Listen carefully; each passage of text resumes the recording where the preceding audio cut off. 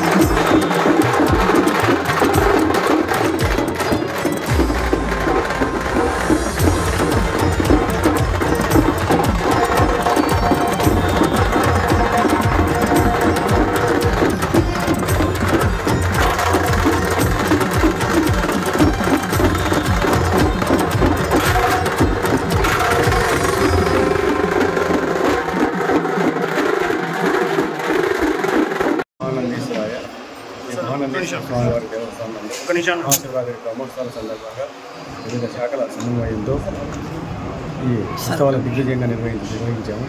అలాగే మా ప్రజాప్రతినిధుల వారు, అర్చక స్వాములు, మా సిబ్బంది అందరూ కూడా కష్టపడి ఈ 5 రోజులు 4 రోజులు కూడా ఈ ఉత్సవాల దిగ్విజయంగా నిర్వహించాము. అలాగే ప్రింట్ అండ్ ఎలక్ట్రానిక్ మీడియా వారు కూడా సహకరించిన వారందరికీ ధన్యవాదాలు. ఇక్కడ బ్రహ్మోత్సవాలు వచ్చిన భక్తులు ఎలాంటి ఇబ్బందులు కలగకుండా అన్ని ఏర్పాటు చేయడం జరిగింది. ఇప్పుడే స్వామివారి దివ్యరథోత్సవం కూడా అదే వైభవంగా నిర్వహించాము.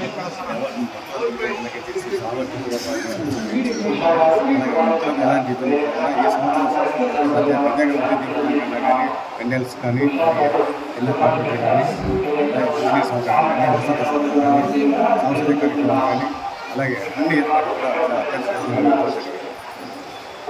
4 మాడ వీధుల గుండగా చాలా వైభవంగా నిర్వహించడం జరిగింది. ఈ యొక్క రథోత్సవంలో భక్తులు వేలాదిగా పాల్గొని ఓం నమః శివాయ అనేటువంటి శివపంచాక్షరి నామంతో ఆ యొక్క రథాన్ని లాగుతూ అందరూ కూడా ఎంతో భక్తి శ్రద్ధలతో మహానంది క్షేత్రం అంతా కూడా ఆధ్యాత్మిక వాతావరణంలో ఈరోజు అద్భుతంగా రథోత్సవాన్ని నిర్వహించారు భక్తులందరూ కూడా.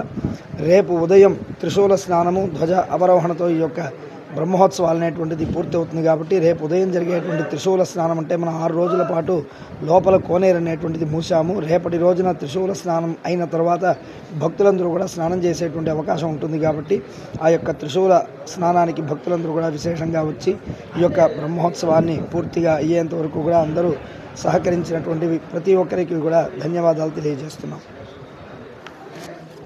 వివిడి న్యూస్ టీవీని తక్షణమే సబ్స్క్రైబ్ చేసుకోండి. నోటిఫికేషన్ కోసం బెల్ ఐకాన్ క్లిక్ చేయండి.